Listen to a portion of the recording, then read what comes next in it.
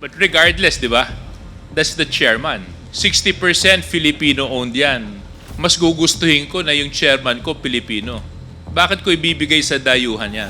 40% lang yung kanilang hawak. Yung mga bagay na dapat in control ang mga Pilipino, dapat fully controlled by Filipino citizens.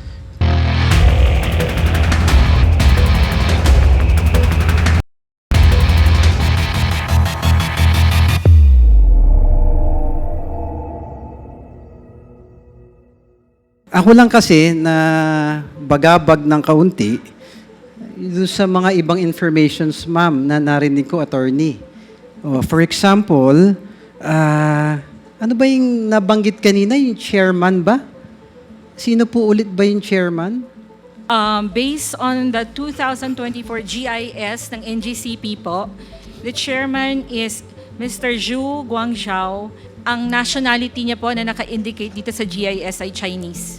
Ma'am, sinagot yun na. Tinatanong ko pa lang yun. But thank you, ma'am, for answering agad. Pero bakit po kaya Chinese yung naging chairman sa tingin niyo, ma'am?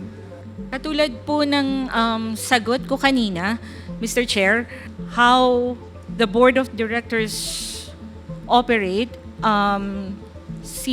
sila po yung nakakaalam. At saka po, pinasasubmit na rin po ni Congressman Suarez yung minutes of the meeting ng election. Yes, ma'am. Opo. Kasi all the answers have been technical. I'm trying to talk to you as representatives of NGCP.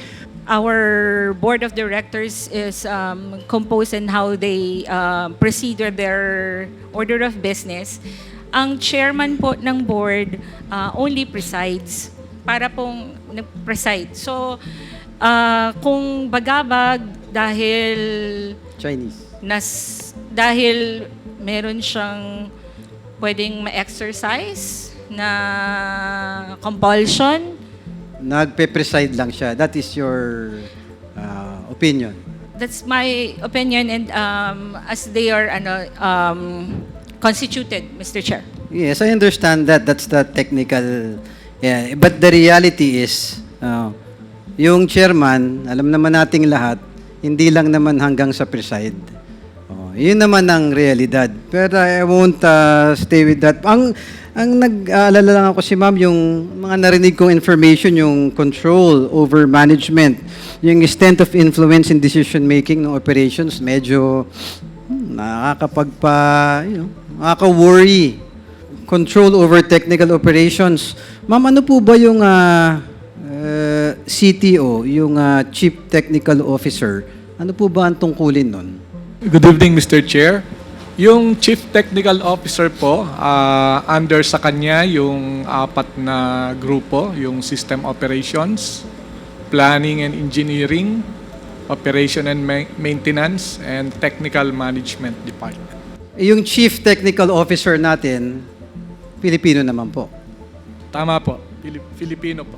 Ako lang, sa mga narinig ko po, to give way to my other colleagues, nakakabagabag talaga yung mga narinig ko na, yung influence ng bansa ng China sa atin. So, Mr. Chair, that I really hope that the committee will find out to the bottom of things, the queries of each members, and sana itama natin yung dapat itama, na yung mga bagay na dapat in control ang mga Pilipino, dapat fully controlled by Filipino citizens, patriots.